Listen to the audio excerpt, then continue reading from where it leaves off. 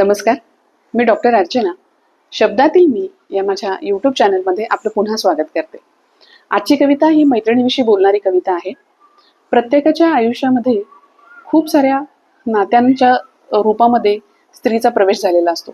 मग ती कधी आई असते तर कधी ताई असते, कधी पत्नी म्हणून काम करते तर कधी प्रेमिका बनून प्रेम करते.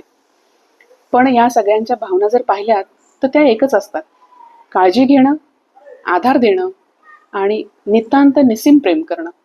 चला तर मग पाहूया आजची कविता, मैत्रीण. तू मैत्रीण आहेस माझी, न सांगता समजून घेणारी.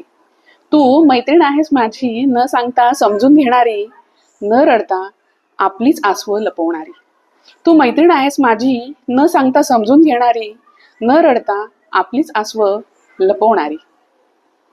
तुझं दिसणं म्हणजे समाधान, तुझं दिसणं म्हणजे समाधान, तुझं हसणं म्हणजे दिलासा.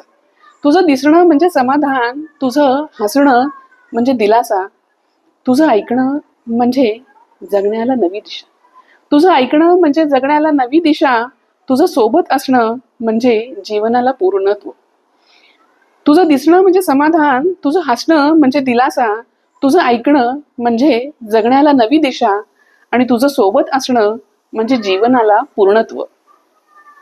तू मैत्रीण आहेस माझी, न सांगता समजून घेणारी. तू रागावतेस, तू रागावतेस, चिडतेसही. तू रागावतेस, चिडतेसही, गप्पही बसतेस, पण मनातले प्रेम कधीच कमी करत नसतेस. तू रागावतेस, चिडतेस, गप्पही बसतेस, पण मनातलं प्रेम कधीच कमी करत नसतेस. तू मैत्रीण आहेस माझी, न सांगता समजून घेणारी. म्हणूनच नेहमी वाटते जगावे तुझ्या आनंदासाठी. म्हणूनच नेहमी वाटते जगावे तुझ्या आनंदासाठी, तुझ्या हसण्यासाठी, तुझ्या मायेसाठी आणि तुझ्यावरील नितांत निस्सीम प्रेमासाठी. म्हणूनच नेहमी वाटते जगावे तुझ्या आनंदासाठी, तुझ्या हसण्यासाठी, तुझ्या मायेसाठी आणि तुझ्यावरील नितांत आणि निस्सीम प्रेमासाठी. तू मैत्रीण आहेस माझी, न सांगता समजून घेणारी. तुझं प्रेम म्हणजे केवळ प्रेमिका असणं नाही. तुझं प्रेम म्हणजे केवळ प्रेमिका असणं नाही, तर आई होऊन माया करणं, ताई होऊन काळजी घेणं. तर आई होऊन माया करणं, ताई होऊन काळजी घेणं आणि मैत्रीण होऊन सावलीसारखं सोबत राहून आयुष्यभराची साथ देणं.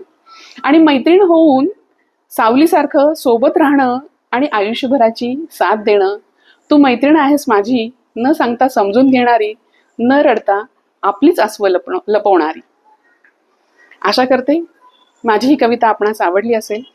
कविता जर आपणास आवडली असेल तर कवितेला जरूर लाईक करावं. चॅनल जर सबस्क्राईब केला नसेल तर चॅनलही सबस्क्राईब करावा आणि आपल्या जवळच्या मैत्रिणीला नक्कीच ही कविता पाठवावी आणि आपलं मत तिच्याविषयीचं काय आहे ते सांगण्याचा प्रयत्न करावा. चला तर मग पुन्हा भेटू पुढच्या गुरुवारी एका नवीन कवितेसह, एका नवीन विषयासह. तोपर्यंत धन्यवाद.